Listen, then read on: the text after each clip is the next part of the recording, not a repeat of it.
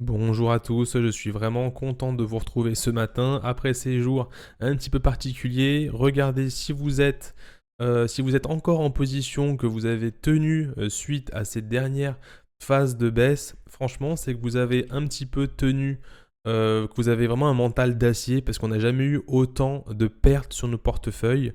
Donc comme on dit, tant que c'est pas vendu, ce n'est pas perdu. Bien évidemment, ça ne veut pas dire qu'il faut rester buté sur ses positions et dire je ne veux pas vendre à tout prix. Mais ceux qui ont adopté une stratégie de holder sur du long terme et de garder quoi qu'il en coûte pendant plusieurs semaines, mois qui vont venir, et ben là vous avez vraiment supporté quelque chose de très important et je pense que maintenant vous êtes prêts à tout. Et pour ceux qui n'ont pas tenu, qui ont vendu par palier ou qui ont tout vendu, et ben vous inquiétez pas, c'est des choses qui arrivent. J'ai aussi moi vendu en 2018-2017 une partie à tort, hein, parce qu'on regarde ce qui s'est passé juste après. Ceux qui ont vendu au pic, qui sont partis acheter des maisons et des Ferrari, bah forcément ils auraient pu en acheter le double aujourd'hui. Donc c'est les marchés, c'est comme ça, on ne sait pas si ça va monter, si ça va descendre. En tout cas, bravo à vous tous. Dans cette vidéo, on va donc analyser rapidement le cours du Bitcoin. Aujourd'hui, ça va être une vidéo très très courte, on ne va pas rester très longtemps sur les choses. Vraiment, le but aujourd'hui, c'est de voir le sentiment de marché général, voir s'il y a un semblant de reprise, voir si on va peut-être repartir sur une autre zone. On va regarder ça ensemble, je retire ça, on va regarder ça ensemble dans la vidéo. Ça va être vraiment vraiment très rapide. Si tu es nouveau sur la chaîne, puisqu'il y a beaucoup de nouveaux membres sur la chaîne, je t'invite à cliquer juste en dessous de la vidéo sur le bouton s'abonner et la petite cloche, parce qu'en fait on regarde pas mal de choses sur cette chaîne, on a une vision plutôt macro hein, sur ce qu'il se passe, on regarde un petit peu les funding, on regarde un petit peu l'open interest, comment se développent les cours de crypto-monnaie dans les jours, actuellement et dans les jours et les semaines à venir, les sentiments de marché généraux, et aujourd'hui on va également finir sur une partie très importante que j'ai vue sur Twitter, et ça correspond un petit peu à ce qu'il est en train de se passer sur le cours. Donc tout ça est dit, si tu es nouveau, abonne-toi à la chaîne. Mets-moi un petit pouce bleu, d'ailleurs c'est pour tout le monde, mettez un petit pouce bleu pour que la vidéo elle remonte dans l'algorithme. Bon, c'est comme ça que ça se passe, hein, l'algorithme pour qu'il monte la vidéo, il faut cliquer sur le bouton, sur le pouce bleu. Donc voilà, ça m'aiderait justement et ça me récompenserait pour le travail fourni. On y va très rapidement sur le cours du Bitcoin. Alors, qu'est-ce qui est en train de se passer?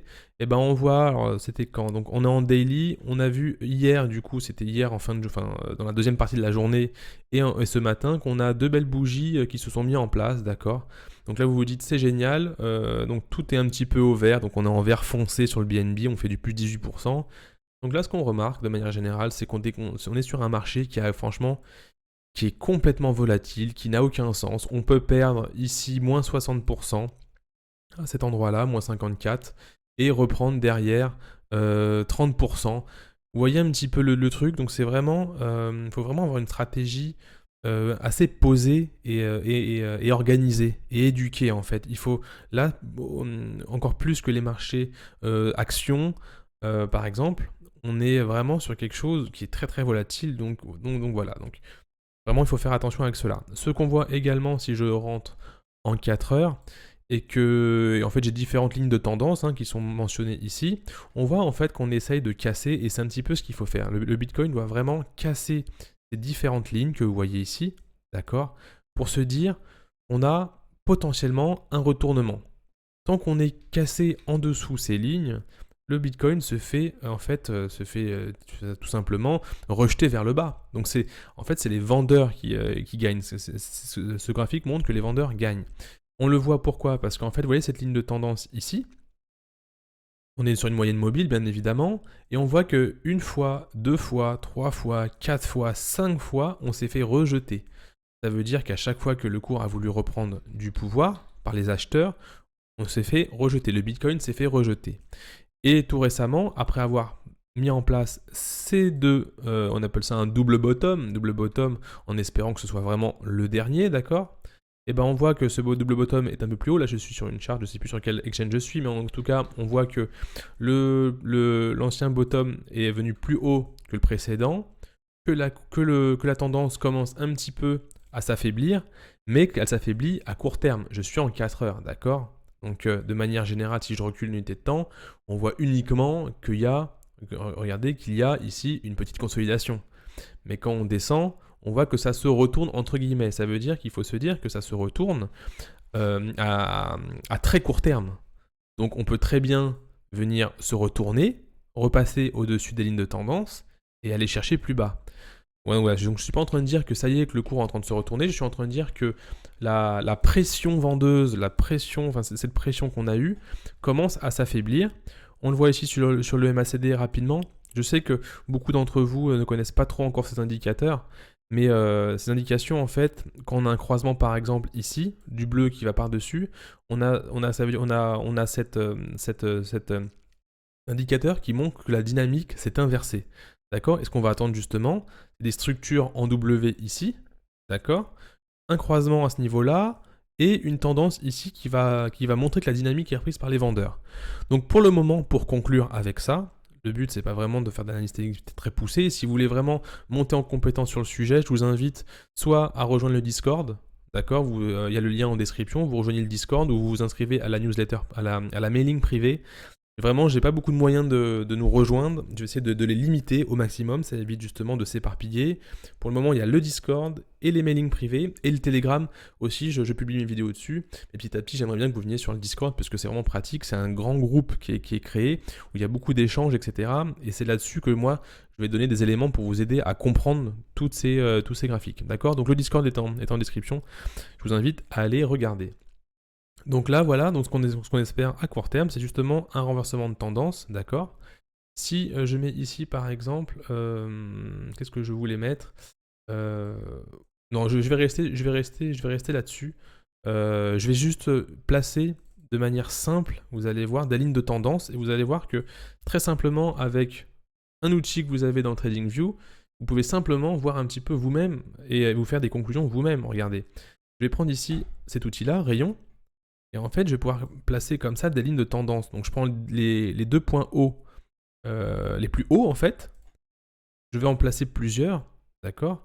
Par exemple, j'en ai une ici, j'en ai une ici. Donc j'ai pris ces deux points-là, d'accord? Je vais agrandir un petit peu pour que vous puissiez voir. Vous allez prendre également cet outil-là, d'accord? Clac et clac. Donc ça vous permet de créer des lignes de tendance. En fait, ça veut dire que c'est des niveaux en fait que le Bitcoin suit, d'accord? Je vais juste placer celle-là. Le Bitcoin suit, je vais rentrer un peu plus en timing parce qu'on a des tendances un peu plus fortes ici. Donc on peut voir également celle-ci, d'accord, qu'on a eu ici. En fait, ça, il fallait le passer un peu plus tôt, d'accord. Mais là, ce que je voulais vous montrer en plaçant ces lignes de tendance, d'accord, c'est que, en fait, le cours du Bitcoin est en train également de perforer. Déjà, il a perforé cette première ligne de tendance, d'accord. D'ailleurs, on a même une un peu plus petite ici, d'accord. Et en fait, petit à petit, on vient comme ça casser ces lignes de tendance. Et le but, vous l'avez compris, c'est bien évidemment, si je passe en daily, c'est bien évidemment de passer de l'autre côté, des lignes de tendance comme ça, de venir consolider en faisant des hauts plus en plus hauts et des bas toujours plus hauts, d'accord? Peut-être aller chercher une zone de business ici pour travailler cette zone-là, et à ce moment-là, on verra. D'accord? Ça ne veut pas dire que là, on se retourne, ça va partir vers le haut ou vers le bas. D'accord? On verra à ce moment-là. Ou également, on peut voir le Bitcoin venir un petit peu se mettre et aller percuter une ligne de tendance et peut-être suivre cette ligne-là ou celle-ci. Vous voyez ce que je veux dire? Donc en fait, il faut vraiment, et c'est encore trop tôt pour le dire pour moi, un peu trop tôt pour le dire. En tout cas, c'est plutôt pas mal sur ce que l'on voit à l'écran en ce moment pour une reprise. D'accord? Mais en fait, en tout cas, ce qu'il faut vérifier également, c'est un range qu'il est en train de former pour le moment. Donc je vais passer en 4 heures ici. Et je vais en finir avec ça. Je pense qu'on aura déjà tout vu sur le Bitcoin. Ça ne sert à rien de passer plus longtemps. Si je passe ici, on voit que potentiellement, le Bitcoin peut en fait se faire rejeter à ce niveau-là. On va peut-être mettre quelque chose. On va le mettre ici, là. Tac. On va peut-être avoir, parce qu'on a vu qu'il y a eu plusieurs impacts ici, qu'on est venu casser à cet endroit-là, qu'on est venu retester. Donc il y a beaucoup de points de contact. Donc potentiellement, le Bitcoin va venir. Ici, on va pas aller aussi bas parce que ça serait pas judicieux, mais on peut prendre ce niveau-là qui a été très très bien travaillé. Je vais le placer là et je vais juste le placer à ce niveau-là. Donc potentiellement, on a ces lignes de tendance qui nous montrent que du coup, on va devoir les casser une par une pour inverser tout ça. Et derrière, ce range, ici et ici. Donc potentiellement, on va se faire rejeter en haut, on va se faire rejeter en bas, on va redescendre, etc. Donc voilà, donc en fait, le chartisme, entre guillemets, pas les indicateurs, mais utiliser les graphiques, peuvent en fait montrer des lignes fortes. Je dis ça parce que dans les commentaires, beaucoup ont demandé de savoir un peu comment on faisait pour analyser tous ces points, ces supports, etc., etc. On me demande aussi comment on rentre en position, comment on sort de position. Rejoignez le Discord, ça sera plus simple. Parce que faire des vidéos uniquement pour vous expliquer comment on rentre et on sort, c'est un peu, c'est pas le, ça va un petit peu ennuyer toute la communauté. C'est pas le but. Donc venez en privé, dans le Discord ou en mailing privé pour recevoir un petit peu tout ce que je sortirai par la suite. Ça fait 10 minutes que l'on parle. Maintenant, je vais prendre 5 minutes pour passer un petit peu en revue tout le reste, d'accord? Donc sur le Bitcoin, pour conclure, on est sur quelque chose qui est encore en train de stabiliser, qui est en train de percer les lignes de tendance. On n'est pas sur une reprise magnifique, ça y est, c'est reparti. On est encore en train d'analyser tout ça. En tout cas, ça s'est affaibli. Si je passe un petit peu sur tout ce qui est funding et open interest, on voit que l'open interest est complètement plat.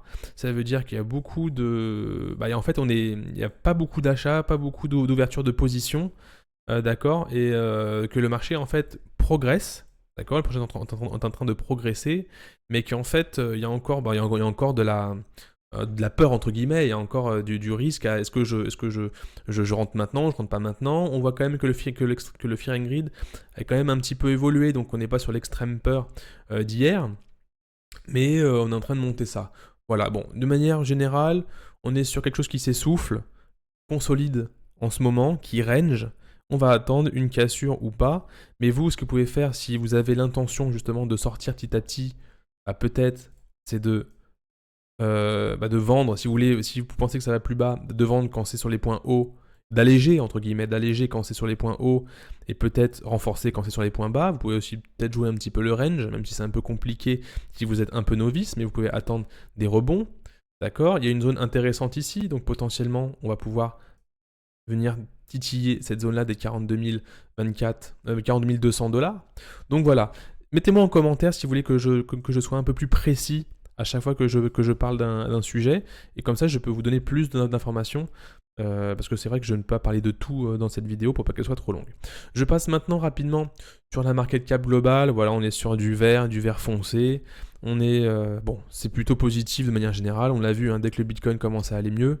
Si on regarde la dominance du Bitcoin, voilà, on est en train de voir d'ailleurs qu'il commence un peu à perdre sa dominance. Donc potentiellement, ça veut dire, parce que là on voit qu'on est en train de partir vers le haut, ce qui veut dire que les alts commencent un peu à se réveiller. Si je regarde un petit peu sur le côté, on a les alts, on a à se réveiller et à prendre de la dominance, je ne veux pas dire superformer, parce que quand on dit superformer à l'époque, on s'est dit c'est bon, la crypto va partir, va partir sans le Bitcoin. Et on voit que derrière, on se mange une grosse claque. Donc je ne veux pas parler de superformance, mais en tout cas, elle est en train de reprendre un petit peu le pouvoir sur la dominance du Bitcoin. Et on voit quand même qu'on a pas mal de choses ici. Par exemple, si je viens sur le flow ici, bah oui, pareil, on est toujours en train de se retourner et on est vraiment venu à des niveaux très très bas. Je ferai une vidéo dédiée aux cryptos, aux altcoins, d'accord, aux altcoins, suite à ça, pour éviter que ce soit trop long. Aujourd'hui, c'était vraiment analyse du Bitcoin, sentiment de marché et reprise ou pas, essoufflement de la baisse, etc., etc. Je vais en finir très rapidement sur quelque chose qui a été très important et qui, en gros, pourrait un peu expliquer ce qui se passe. Pour vous la faire simple, je retourne sur le Bitcoin ici. Ce qui nous manque ici, en fait, c'est un peu de bonnes nouvelles. On sait que, bon, avec tout ce qu'on peut dire, beaucoup de choses, en fait, ont fait chuter ce marché. Peut-être des entrées trop importantes ici, peut-être des sorties, des liquidations à ce niveau-là, peut-être les particuliers qui sont fait liquider là. On a des news qui arrivent là, Elon Musk qui dit quelque chose ici, Elon Musk qui dit par ici que en fait le Bitcoin n'est pas écologique, etc. Bref, pas mal de news. Et en fait, c'est vrai que la news peut également un petit peu jouer un petit peu en faveur des tendances.